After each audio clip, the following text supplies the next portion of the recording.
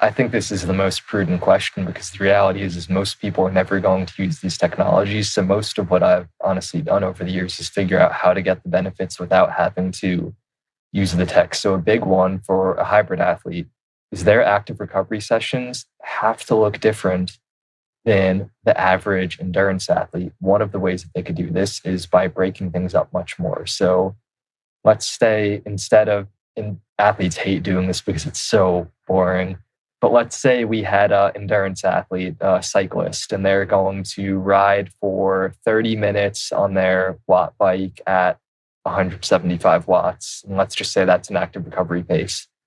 If they were a hybrid athlete, what that may have to look like is 60 sets of 30 seconds with a 5 to 10 second break between. You're like, why does that 5 to 10 second break matter? Well, the reason for that is that that's going to give them a chance to fully relax their muscles and get a hyperemic response in the tissue. So blood flow is going to increase over baseline and they'll reoxygenate the tissues. In theory, it's intensity that the athlete will feel like cycling at that active recovery pace is so easy that they could do it for hours, that they're not going to want to break it up into 60 sets in that example. It's not the point. It's not to make it feel easier. It's for them to actually get the blood flow response that they need to get these aerobic-based adaptations. So that's a super simple one. Another one for hybrid athletes is accepting the fact that they're probably not fit enough to actually run and do active recovery work.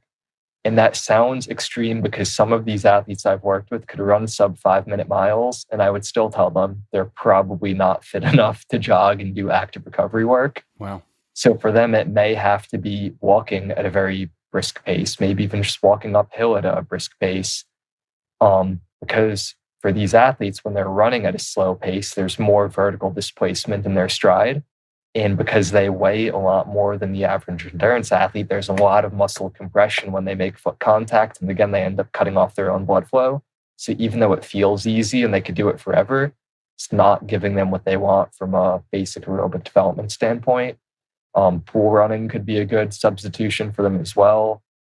So these are really simple, practical, easy fixes that I think are worthwhile for these individuals. It doesn't really change their training that much. And a lot of times it's just making these very minor tweaks rather than fundamentally changing everything that they're doing.